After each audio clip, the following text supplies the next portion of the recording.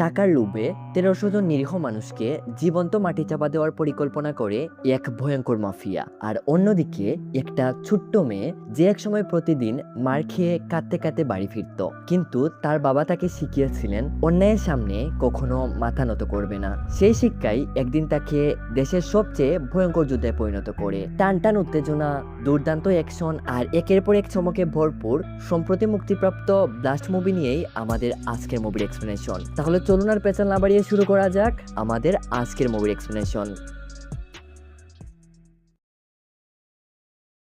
সিনেমার শুরুতেই আমরা দেখতে পাই একটা মেয়ে ওর বাবাকে এসে বিচার দিচ্ছে রুহান নাকি ওকে মেরেছে। আঙ্কেল বলেন দোষটা কার ছিল? মেয়েটার নাম নীলা, জানায় রুহানের। আঙ্কেল বলেন তোমার হাত আছে না, যাও বিষয়টা সমাধান করে আসো।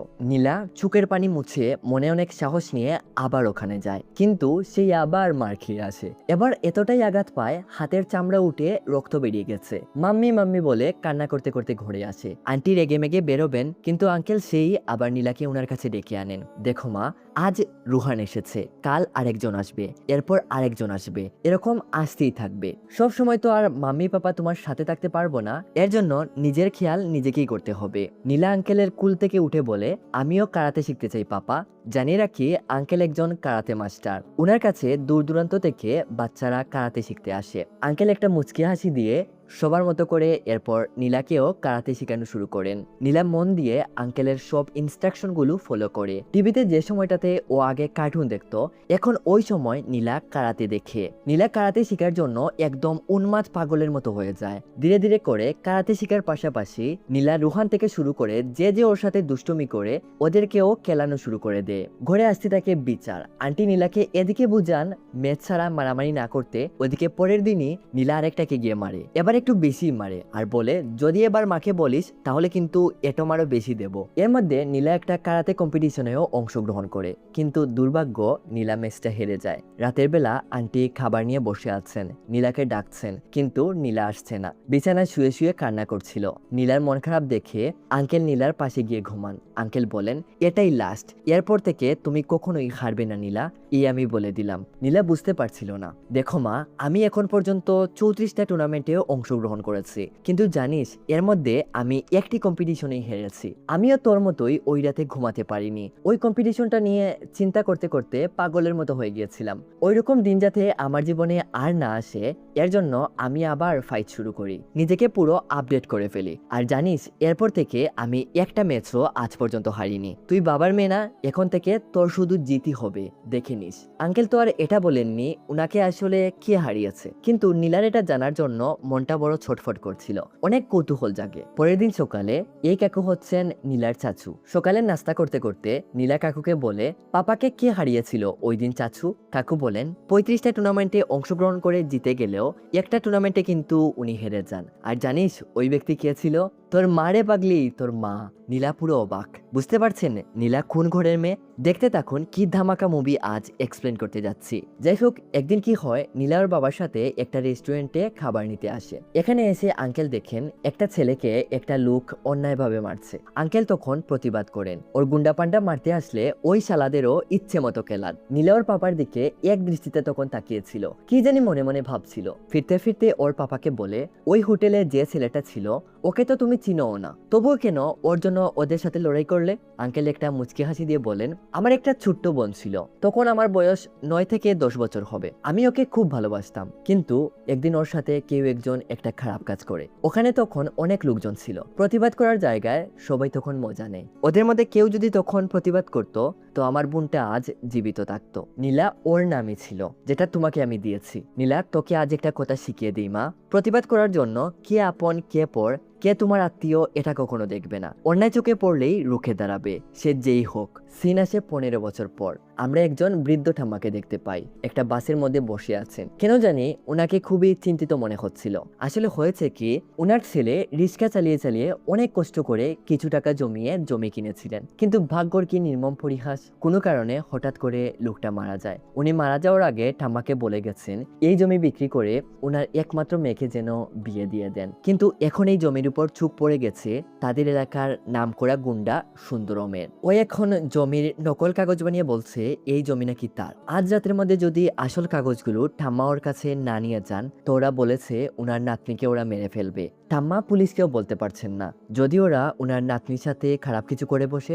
উনার একমাত্র ভরসা ছিল উনার এলাকার এমএলএ। অনেকক্ষণ উনার বাসায় গিয়ে উনার জন্য অপেক্ষাও করেছেন, কিন্তু এমএলএর সাথে উনার আর দেখা হয় না। তবে পরবর্তী সময়ে এমএলএ যখন বাসায় এসে জানতে পারেন ঠাম্মা এসে উনার জন্য অপেক্ষা করছিলেন, তো উনি ঠাম্মাকে ফোন করেন। পুরো ঘটনা শোনার পর উনি বলেন সুন্দরম যে টাইপের লোক, ওর সাথে পাঙ্গা না নেওয়াটাই ভালো সিদ্ধান্ত হবে। যখনও বলছে পেপার দিয়ে দিলে ও আর সমস্যা করবে না, তো দিয়ে দিন না, সমস্যা বাড়াবেন না। আপনার মাথায় সব সময় এটা রাখবেন, আপনার কিন্তু এক নাতনিও আছে, ঠাম্মারও আর কিছুই করার নেই। অন্ততপক্ষে আর যাই হোক উনার নাতনির তো আর ভবিষ্যতে কোনো বিপদ হবে না, এই ভেবে সুন্দরমের আড্ডার দিকে রওনা দিয়েছেন। এদিকে আমরা দেখি সামনের সিটে বসা একটা মেয়ে এতক্ষণ ধরে ঠাম্মার কথাগুলো খুব মনোযোগ দিয়ে শুনছিল। কিছুক্ষণ পর ঠাম্মা সুন্দরমের আড্ডাতে চলে আসেন। ডকুমেন্টসগুলো হাতে দিয়েই দেবেন, তখনই সুন্দরমের একজন লোককে কেউ একজন কেলিয়ে ওর সামনে এনে ফেলে। ওরা কে মেরেছে জানতে চাইলে ছেলেটা আঙুল দিয়ে ওই মেয়েটাকে দেখিয়ে দেয়। চিনতে পারছেন না? আরে ওই তো আমাদের নীলা, কত বড় হয়ে গেছে তাই না? নীলা ঠাম্মাকে হেল্প করতে এসেছে। লাগাই সালাদের উড়াদুরা বাদাম। মারামারির সিনগুলো কি বলবো রে ভাই, অস্থির, পুরো অস্থির। নীলার গায়ে ওরা এক ঠুনকো পর্যন্ত দিতে পারে না। প্রত্যেকটা মারে ছিল এক অন্যরকম ফিলিংস। যাই হোক সব কটাকে কেলিয়ে নীলা এরপর সুন্দরমকে গিয়ে কেলাতে কেলাতে ডকুমেন্টস নেওয়া তো দূরের কথা, যে নকল ডকুমেন্টস দিয়ে ওরা জমি দখল করে রেখেছিল ওগুলোও নীলার ভয়ে ছিঁড়ে ফেলতে বাধ্য হয়। যাই হোক নীলা একটা কোম্পানিতে জব পেয়েছে, আজই প্রথম জয়েন করতে যাচ্ছে। মায়ের হাতের গরম গরম খাবার আর বাবার খুনসুটি দুষ্টুমিষ্টি কথা শুনে শুনে সিন আসে নীলার অফিসের টিমের লিডারের কাছে পর্যাপ্ত ডকুমেন্টস এনে জমা দেয়। মোটু সব কিছু চেক করে একজনকে ডেকে নীলাকে কাজ বুঝিয়ে দিতে বলে। ছেলেটা নীলাকে নিয়ে গিয়ে অফিসের সবকিছু বুঝিয়ে দেয়। নীলা অফিস থেকে ফেরার পর যে সময়টুকু পায় ওই সময়টা ওর চাচুর ফার্মেসিতে গিয়ে কাটায়। এরপর বাসায় এসে কারাতে বাচ্চাদের ট্রেনিং দেওয়া, অফিসে যাওয়া, এভাবেই নীলার দিনকাল কাটছিল। একটা কথা জানিয়ে রাখি, নীলার পরিবারের একজনের প্রতি আরেকজনের এতটাই মিল ছিল তা আসলে ভাষায় প্রকাশ করার মতো না। নীলার চাচুও খুবই আন্তরিক একজন মানুষ। উনি এখনো বিয়ে করেননি, নীলাকে উনি নিজের মেয়েই মনে করেন। প্রত্যেক দিনের মতো নীলা আজও অফিসে এসেছে। অফিসের একটা ছেলে এসে নীলাকে বলে ওর সিট চেঞ্জ করা হয়েছে। টিম লিডার বলেছে এই মেয়ের জায়গায় নীলা এখন থেকে বসবে। নীলা এখানে এসে বসতেই এই মোটু গ্লাসের পর্দাটা সরিয়ে দেয়। নীলা কিছুটা হলেও বুঝতে পারে ওর সাথে আসলে কি ঘটতে চলেছে। নীলা অফিস থেকে আসা যাওয়ার জন্য একটা কার বুক করেছে। ওর সাথে তার অফিসেরও দুই একজন আসা যাওয়া করে। প্রত্যেক দিনের মতো আজও গাড়ি চলে এসেছে। তখনই এই মোটু দৌড়ে এসে ড্রাইভারকে বলে ঘর বদল করেছি, এখন থেকে আমি এই কারে করেই প্রত্যেকদিন আসা যাওয়া করব। কাকুর তো টাকার দরকার, উনি ভাবেন যেহেতু পেছনে এক সিট খালি আছে তো নিয়ে নেই। কিছু দূর যাওয়ার পর সামনে বসা ছেলেটা নেমে গেলে এই মোটু নীলার সাথে অভদ্রতার মতো কথা বলতে শুরু করে। 1 মাস তো হয়ে গেল মনে হয়, স্যালারি কত দেবে বলেছে? নীলা বলে 30K। 30K? এটা তো অনেক কম। তুমি হয়তো জানো না এখানে কে কত ভালো কাজ করছে এটা গুরুত্বপূর্ণ না, বরং কে কাকে কতটা খুশি করছে এটা ইম্পর্টেন্ট। চিন্তা করো না, যত তাড়াতাড়ি তোমার প্রমোশন করা যায় আমি দেখছি, কিন্তু এর জন্য তো তোমারও। বলেই নীলার উরুতে হাত দিয়ে বসে। নীলা কাকুকে বলে কারটা একটু সাইড করার জন্য। এরপর নীলা এই সেলারে এমন কেলানি কেলায় নাকমুখ একদম ফাটিয়ে দেয়। আমাদের সমাজের প্রত্যেকটা ঘরে ঘরে আসলে এরকম মেয়ে দরকার, যারা ভয় না পেয়ে এরকমই প্রত্যেকটা অন্যায়ের বিরুদ্ধে প্রতিঘাত করতে পারে। সিনের পর আমাদের ট্রাফিকে কর্মরত একজন পুলিশ অফিসারের দিকে ফোকাস করে। একটা ছেলে ড্রিঙ্ক করে বাইক চালাচ্ছিল। পুলিশ ওকে জিজ্ঞাসাবাদ করছে। ছেলেটা অনেক কাকতি মিনতি করছে, ও আসলে ড্রিঙ্ক কখনো করে না। আজ ওর জন্মদিন ছিল, ওর বন্ধুরা ওকে জোর করে খাইয়ে দিয়েছে। পুলিশ ওর ডেট অফ বার্থ চেক করে দেখে ছেলেটা আসলে সত্যি কথাই বলছে।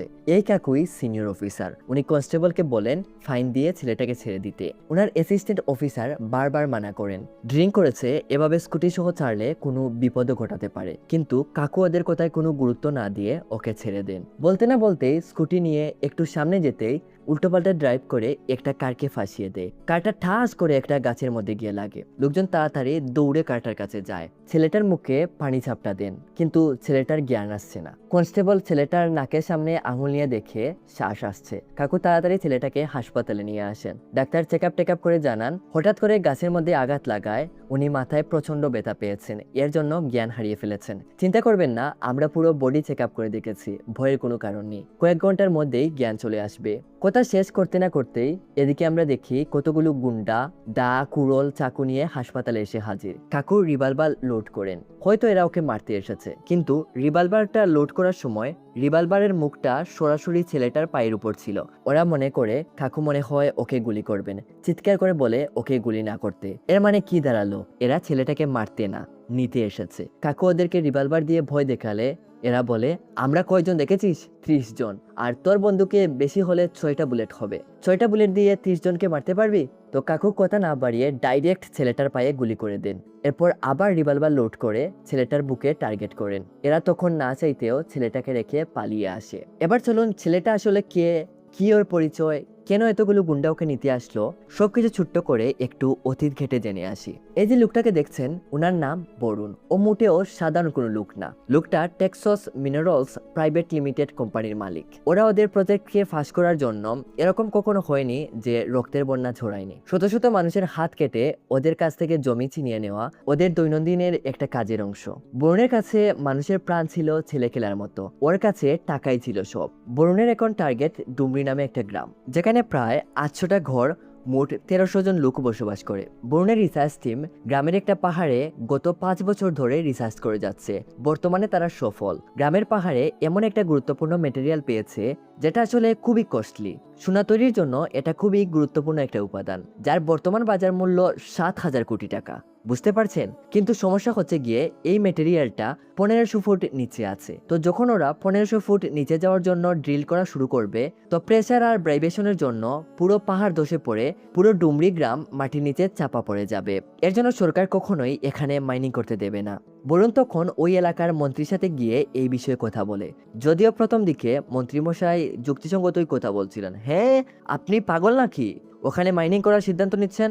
1300 জনের প্রাণ নিয়ে এখনো ছেলেখেলা নাকি? হ্যাঁ, আপনাকে আমি 300 ফুট মাইনিং করার অর্ডার গ্রান্ট করে দিতে পারি। কিন্তু মন্ত্রীমশাই যখন বরুণের কাছ থেকে জানতে পারেন ওই মেটেরিয়ালের দাম 7,000 কোটি টাকা, উনি তখন লজিক্যাল কথাগুলো ডাস্টবিনের মধ্যে ফেলে বরুণকে বলেন, এর মধ্যে থেকে বরুণ যদি 1000 কোটি টাকা ওনাকে দিয়ে দেয় তো উনি বিষয়টা দেখতে পারেন। বরুণ বাড়ি ফিরে অনেকক্ষণ বিষয়টা নিয়ে চিন্তা ভাবনা করে। এছাড়া তো ওর কাছে কোনো অপশন নেই। বরুণ ওর অ্যাকাউন্টার গিরিশকে ডাকে, ওদের কোম্পানিতে বর্তমানে কত টাকা আছে চেক করতে বলে। গিরিশ চেক করে জানায় বর্তমানে তাদের অ্যাকাউন্টে যে টাকা আছে মন্ত্রীকে দেওয়ার জন্য আরো 1 গুণ টাকার দরকার। যাই হোক, বরুণের হাত ছিল অনেক লম্বা। ওর কোম্পানির সাথে যারা শেয়ারে ছিল সবাইকে মিলিয়ে কয়েকদিনের মধ্যেই টাকাগুলো অ্যারেঞ্জ করে ফেলে। টাকা তো অ্যারেঞ্জ হলো, তো এতগুলো টাকা তো সরাসরি মন্ত্রীমশাই হাতে তুলে দেওয়া যাবে না। বিভিন্ন ধরনের প্রশ্ন উঠবে। বরুণের জন্য এই টাকাগুলো ব্ল্যাক থেকে হোয়াইটে বদলে মন্ত্রীমশাইয়ের ট্রাস্ট অ্যাকাউন্টে ট্রান্সফার করার সিদ্ধান্ত নেয়। মন্ত্রীমশাইও বরুণের সাথে সহমত। এই ডিলটা বরুণের কাছে খুবই গুরুত্বপূর্ণ ছিল। কাজটাও ছিল অনেক ঝুঁকিপূর্ণ। ওর কোনো লোকের উপরই ভরসা হচ্ছিল না। এর জন্য বরুণ কাকে কাজটা দিয়েছিল জানেন? আব্রাহামকে, যে একটু আগে অ্যাক্সিডেন্ট করেছিল, এখন হাসপাতালের বেডে পড়ে আছে। ও কতটা পাওয়ারফুল সামনে জানতে পারবেন। আপনাদের বোঝার সুবিধার্থে সিনটা একটু আগে নিয়ে যাই। আমরা দেখতে পাই আব্রাহাম বরুণের টাকাগুলো একটা ট্রাক থেকে আরেকটা ট্রাকে ট্রান্সফার করছে। এরপর টাকাগুলো ওর একজন বিশ্বস্ত মানুষের কাছে নিয়ে আসে। লোকটার টাকাগুলো গুনে সবকিছু ঠিকঠাক থাকলে বরুণকে একটা 100 টাকার নোট দেয় আর বলে, এই টাকাগুলো আমি আজই মেইন ডিলারের কাছে পাঠিয়ে দেব। তুমি এই 100 টাকার নোটটা নিয়ে দুবাই চলে যাও, আর অমুক জায়গায় গিয়ে অমুক লোকের কাছে নোটটা দিয়ে দিলেই ও তোমার 1000 কোটি টাকাকে হোয়াইটে ট্রান্সফার করে দেবে। তো এবার চলুন আমরা আমাদের মেইন পয়েন্টে চলে আসি। এরপরই হঠাৎ অ্যাক্সিডেন্ট। আব্রাহাম এখন হাসপাতালে ভর্তি আছে। এতগুলো লোক ওকে নিতে এসেছে দেখে আব্রাহামের উপর কাকুর সন্দেহ হয়। পুরো পুলিশ স্টাফকে হাসপাতালে পাহারার জন্য রেখে আঙ্কেল থানায় চলে আসেন। ওর ফটোটা স্ক্যান করে প্রত্যেকটা পুলিশ স্টেশনে পাঠিয়ে দেন। ডকুমেন্টস গুলো ঘাটাঘাটি করছেন, তখন এই কাকুর কাছে ফোন আসে। আব্রাহামের জ্ঞান চলে এসেছে, এখনো পুলিশ স্টাফদের বেদম কেলাচ্ছে। কাকু যতক্ষণে হাসপাতালে আসেন আব্রাহাম ততক্ষণে হাত পরিষ্কার করে পালিয়ে গেছে। সিনের পর যখন আব্রাহামকে ফোকাস করে আমরা দেখতে পাই আব্রাহাম ওর গ্যাং নিয়ে বসে আছে। এই আঙ্কেলের সাথে পরিচয় করিয়ে দেই, চেহারাটা মনে রেখেন, কৃপানন্দ। এরা সবাই বরুণের লোক। পুলিশ চারদিকে পাগলের মতো আব্রাহামকে খুঁজছে, কোনোভাবেই আব্রাহাম এখান থেকে বাইরে বেরোতে পারছে না। এর মধ্যে যত সময় ঘনিয়ে আসছিল পায়ের ব্যথা বেড়েই যাচ্ছিল। আব্রাহাম ওর একজন পরিচিত ডাক্তারের কাছে ফোন করে বিষয়টা খুলে বলে। লোকটা জানায় ঠিকঠাক মতো ট্রিটমেন্ট না হওয়ায় এরকম সমস্যা হচ্ছে। সেপটিক হয়ে গেলে পাও কাটা লাগতে পারে। এরকম অবস্থায় পায়ে বেশি জোর দিলে পাটা প্যারালাইসিসও হয়ে যেতে পারে। আমি আপনাকে একটা ঔষধের নাম বলছি, এটা তাড়াতাড়ি এনে খান, না হলে যে কোনো সময় বড় ধরনের বিপদ ঘটতে পারে। আব্রাহাম ঔষধের নামটা খাতায় নোট করে কাগজের টুকরোটা ছিঁড়ে কৃপানন্দকে দিয়ে বলে এই ঔষধটা কাউকে দিয়ে আনিয়ে দিতে। কৃপানন্দ আব্রাহামের কথা মতো তার একজন লোক টবিকে একটা ফার্মেসিতে ঔষধটা আনার জন্য পাঠিয়ে দেয়। এদিকে নীলার চাচু কয়েকদিনের জন্য একটু বাইরে গেছেন, এর জন্য ওরা তিনজন মিলেই ফার্মেসি দেখাশোনা করছে। একজনের পর একজন এসে কেনা বেচা করছে। বর্তমানে নীলা ফার্মেসিতে আছে, এদিকে টবিও চলে এসেছে বাজারে। চারদিকে ঘুরে ঘুরে দেখছিল কোন ফার্মেসি থেকে ঔষধটা নেবে। জেনে রেখে এই ঔষধটা কোনো ফার্মাসিস্টই প্রেসক্রিপশন ছাড়া বিক্রি করে না। যখন টবির চোখ পড়ে একটা মেয়ে ফার্মেসিতে আছে, ও তখন ফুরফুরা মন নিয়ে নীলার ফার্মেসিতে এসে ঢুকে। নীলাকে কার্ডটা দিয়ে বলে এই ঔষধটা দিতে। নীলা ঔষধটার নাম দেখে জানায় এটা ও প্রেসক্রিপশন ছাড়া দিতে পারবে না। টবি তখন একটা ছুরি বের করে টেবিলের উপর রাখে। নীলার এত রাগ উঠে মেরেই দেবে, তখনই আন্টি ফোন করেন। আন্টির কল দেখে কেন জানি প্রতিঘাত করার বদলে শান্ত হয়ে যায়। নীলা ঝামেলা না পাকিয়ে চুপচাপ ঔষধটা এনে টবিকে দিয়ে দেয়। কিন্তু টবি মেয়ে মানুষ দেখে উল্টোপাল্টা বিহেভ করতে শুরু করে। ফ্রি স্কুলে চকলেট এনে খায়। নীলার গলায় একটা সোনার চেইন ছিল। টবির নজর যখন চেইনের উপর পড়ে, ও নীলাকে গিয়ে বলে চেইনটা দেওয়ার জন্য, কিন্তু নীলা চেইনটা দিতে মোটেও রাজি হচ্ছিল না। টবি রেগে নীলার গলায় ছুরি ধরে। নীলা আর রাগ কন্ট্রোল করে রাখতে পারে না, লাগাই শালার উড়াদুরা বাদাম। জিনিসপত্রের ভাঙচুর শব্দ শুনে লোকজন এসে ফার্মেসিতে জড়ো হয়। খবর পেয়ে পুলিশও এসেছে। পুরো ঘটনা জানার পর পুলিশ টবিকে থানায় নিয়ে যায়। টবি এবার কি করবে বুঝতে পারছিল না। ওর পাশেই তখন একজন পুলিশ অফিসার ফোনটা চার্জে লাগিয়ে যায়। টবির মাথায় তখন একটা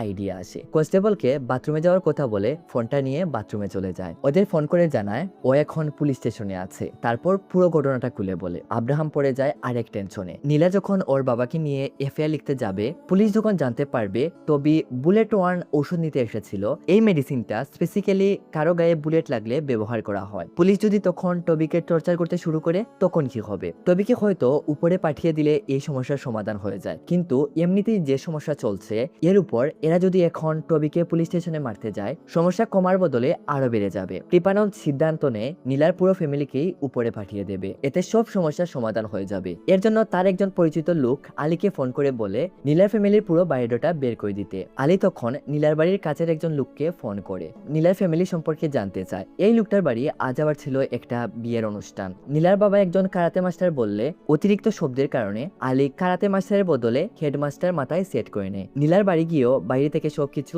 অবজার্ভ করে। ওর কাছে সবকিছুই সাধারণ মনে হয়। কৃপানন্দকে বিষয়টা জানালে কৃপানন্দ ওর ভাই শিবাকে বলে ম্যাটারটা ক্লোজ করে আসতে। হেডমাস্টার, ও এদের মারা কোনো বিষয় হলো? শিবা ওর কয়েকজন লোককে নিয়ে ফুরফুরা মন নিয়ে নীলার বাড়ির দিকে রওনা দেয়। ওরা হয়তো কল্পনাই করতে পারছে না ওদের সাথে আজ কি হতে যাচ্ছে। কিছুক্ষণ পর নীলার বাড়ি এসে ওরা নীলার ফ্যামিলির উপর অ্যাটাক করে। মারা তো দূরের কথা, এদের মারের ধরন দেখে সব কটার গলা শুকিয়ে যাচ্ছিল। আমাদের না বলা হয়েছিল হেডমাস্টার, কিন্তু এরা তো দেখি। নীলা আর আঙ্কেল আন্টি মারতে মারতে এদেরকে উপরেই পাঠিয়ে দেন। বিষয়টা বুঝতে বুঝতে অনেক দেরি হয়ে গেছে। এটা তারা কি করলো? পাঁচটা খুন। আন্টি তো ভীষণ ভয় পেয়ে যান। এবার তারা কি করবে? পুলিশকেও জানাতে পারবে না। আঙ্কেল সিদ্ধান্ত নেন তারা যে ঘরের পাশে বাথরুম বানানোর জন্য গর্ত করেছিলেন ওখানে এদের পুঁতে দেবেন। যেমন সিদ্ধান্ত তেমন কাজ। এদের সবাইকে গর্তের মধ্যে ফেলে তিনজন মিলে মাটি চাপা দিয়ে দেয়। ওদিকে আরেক কাণ্ড ঘটে গেছে। কৃপানন্দ আর আব্রাহাম কখন থেকে এদেরকে ফোন করে যাচ্ছে, কিন্তু ফোন সুইচ অফ দেখাচ্ছে। আব্রাহামের মানিব্যাগ শিবা নিয়ে চলে গেছে। দুজনের একই কালারের মানিব্যাগ থাকায় শিবা এটা খেয়ালই করেনি। আব্রাহাম পাগলের মতো হয়ে গেছে। বলুন তো ওর আস্ত রাখবে না 100 টাকার নোটটা যে ও মানিব্যাগের মধ্যেই রেখেছিল। কখন থেকে ওরা শিবা সহ এদেরকে ফোন করে যাচ্ছে, কিন্তু কারোই কোনো রেসপন্স নেই। কৃপানন্দ মনে করে টবি হয়তো পুলিশকে সবকিছু বলে দিয়েছে। এরকম নয়তো শিবা সহ সবাইকে পুলিশ কোথাও গুম করে রেখে দিয়েছে। কৃপানন্দ তখন থানার সিনিয়র অফিসারের ছেলে আর স্ত্রীকে তুলে তাদের উপর টর্চার করে এরপর কাকুর কাছে ভিডিওটা পাঠিয়ে বলে অমুক জায়গায় আমার লোক অপেক্ষা করছে, 1 ঘন্টার মধ্যে যদি আমার ভাই আর ওর লোকদের নিয়ে না আসিস, পরের ভিডিও তোর স্ত্রী আর বাচ্চার মৃত্যুর ভিডিও হবে। বলেই ফোনটা পাওয়ার অফ করে ফেলে দে। কাকু কিছু বুঝতে পারছিলেন না কেই শিবা, কেই বা ওদের গুম করলো, আর কেনই বা হঠাৎ একজন ওর ফ্যামিলিকে গুম করলো। কাকু রেগে টবিকে গিয়ে কেলানো শুরু করেন। যা জিজ্ঞেস করবো সত্যি করে বলবি। ফোনের ভয়েসের টোনটা শুনিয়ে বলেন কে ও? টবি এক এক করে কৃপানন্দের সব ইনফরমেশন ওকে বলে দেয়। তবে শিবা সহ বাকি লোকদের বিষয়ে টবি কিছুই বলতে পারে না। কাকু সবকিছু জানার পর উনার পুলিশ স্টাফকে শিবা আর ওর লোকদের খোঁজার জন্য চারদিকে পাঠিয়ে দেন। এদিকে বরুণ আব্রাহামকে ফোন করে জানায় ফ্লাইটের ব্যবস্থা করতে একটু সমস্যা হচ্ছে, মাইনিং এর কাজ তাড়াতাড়ি শুরু করে দিতে হবে। তোমাকে আর দুবাই যেতে হবে না, আমি আমার ম্যানেজারকে তোমার কাছে কাল পাঠিয়ে দেব, তুমি নোটটা ওর কাছে দিয়ে দিও, বাকিটা আমি দেখে নেব। আব্রাহাম এবার কি করবে বুঝতে পারছিল না। যদি বলে নোটটা ওর কাছে নেই, শিবা নিয়ে চলে গেছে, বিশ্বাস তো করবেই না, উল্টো মনে করবে আমি টাকা মেরে খাওয়ার দান্দা করছি। পরে দেখা যাবে এর জন্য বরুণ আমাকেই মেরে ফেলেছে। আব্রাহাম কৃপানন্দকে বলে, ম্যানেজার এখানে আসার আগেই যেভাবেই হোক ওই 100 টাকার নোটটা আমাকে নিয়ে আসতে হবে। তোমার ভাইকে খুঁজে বের করার জন্য তোমার যা যা করা দরকার তুমি করো, আর আমার যা যা করা দরকার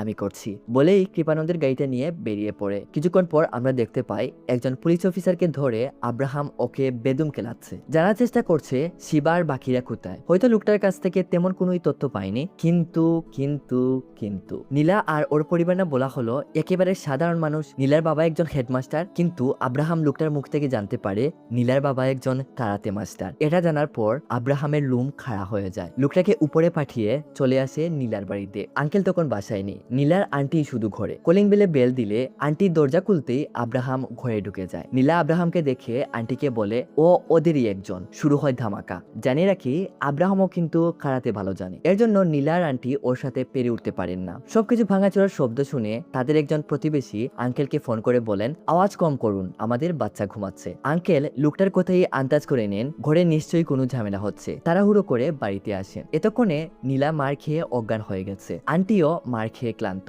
আর একটু দেরি করে ফিরলে হয়তো আঙ্কেল এসে দেখতেন নীলার আন্টি এই পৃথিবীতে নেই। যাই হোক, সময় মতো আসায় কোনো বড় ধরনের দুর্ঘটনা হওয়ার আগেই আঙ্কেল এসে আব্রাহামকে কেলানো শুরু করে দেন। তবে আঙ্কেলের দুর্ভাগ্য কিভাবে জানি কি করে আঙ্কেলকেও আব্রাহাম কৌশলে মাটিতে শুইয়ে দেয়। এখন একমাত্র জ্ঞান আছে আন্টির। মার খেয়ে নড়তে পারছিলেন না। আব্রাহাম আন্টির গলায় ছুরি ঢুকিয়েই দেবে, তখনই নীলার চাচু এসে ঘরে ঢুকেন। এই অবস্থা দেখে আব্রাহামকে কেলানো শুরু করে দেন। উনাকে সাধারণ মনে হলেও উনিও কিন্তু ভালোই কারাতে জানেন। ধীরে ধীরে করে এরপর আন্টি আঙ্কেলে উঠে পড়েন। সবাই মিলে এরপর আব্রাহামকে ইচ্ছে মতো কেলান, শিকল দিয়ে বেঁধে ইচ্ছে মতো মারেন। আঙ্কেল আব্রাহামের উপর টর্চার করে জানার চেষ্টা করেন ওই পুলিশ অফিসারের ফ্যামিলিকে ওরা কোথায় রেখেছে। বলা ছাড়া আব্রাহামের এখন আর কিছুই করার ছিল না। আব্রাহাম লোকেশন বলে দিলে আঙ্কেল আর নীলা সেখানে গিয়ে কৃপানন্দ সহ ইচ্ছে মতো এদের সবাইকে কেলায়। কিছুক্ষণ পর বরুণের ম্যানেজারও নোটটা নিতে এখানে আসে। আঙ্কেল ওকেও বেঁধে কেলান। কেন ওরা এরকম করছে পুরো ঘটনা ওদের কাছ থেকে জানার পর 1300 জন লোকের প্রাণ নিয়ে ওরা ছিনিমিনি খেলবে, তাও আবার সামান্য কিছু টাকার জন্য,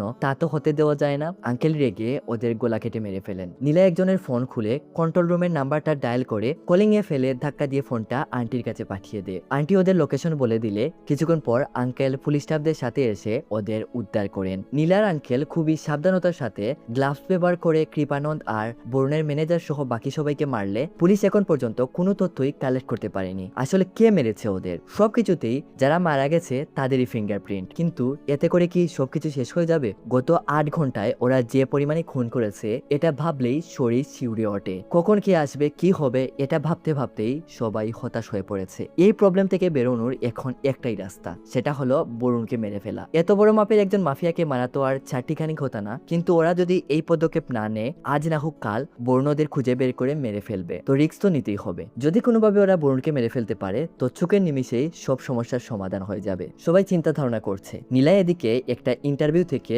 বরুণের লোকেশনটা বের করে। কিছুক্ষণ পর আমরা দেখতে পাই লোকেশন অনুযায়ী নীলার আঙ্কেল বরুণের ফ্ল্যাটে চলে এসেছে। এতক্ষণে বরুণ শহরে সিসিটিভি ফুটেজ চেক করে পুরো ঘটনা জেনে গেছে। লাগে উড়াদুরা বাদাম। বাইরে ভাই এই মুভিতে যে পরিমাণ অ্যাকশন আছে এগুলো আসলে না দেখলে বিশ্বাস করবেন না। এক কথায় যদি বলি অসাধারণ। বরুণের ছেলেদের মারার পর বরুণকে মেরে ফেলার আগে আমরা নীলার মুখ থেকে জানতে পারি ডুমরি গ্রামের মানুষকে বাঁচানোর জন্য ওই দিনই নীলা ওর চাচাকে দিয়ে শিবার বডি মাটি থেকে তুলে 100 টাকার নোটটা জ্বালিয়ে দিয়েছিল, যাতে করে ভবিষ্যতে এই নোটের জন্য ডুমরি গ্রামের উপর কোনো বিপদ না আসে। আর বরুণকে মেরে ফেলার সাথে সাথে এখানেই সমাপ্ত হয়ে যায় আমাদের আজকের মুভির এক্সপ্লেনেশন। এখানে একটা ক্লু থেকেই যেতে পারে। এতগুলো খুন হলো, পুলিশ কি তাদের কখনো গ্রেফতার করবে না? পুলিশ আসলে গ্রেফতার করবে কেমনে? কোনো ক্লু থাকলে তো। কৃপানন্দ আর ওর ম্যানেজারকে কে মারলো এটা জানার জন্য বরুণ আগেই যে প্রত্যেকটা রাস্তাঘাট দোকানপাট প্রত্যেক এরিয়ার অলিগলি চেক করে সব সিসিটিভি ফুটেজ নিজের কাছে কালেক্ট করে নিয়ে এসেছিল। এদিকে আঙ্কেল বরুণ সহ ওর প্রত্যেকটা ছেলেকে মেরে ফেলেছেন। এখন কে গিয়ে পুলিশকে রিপোর্ট করবে? এর মধ্যে আগেই যেটা বলেছি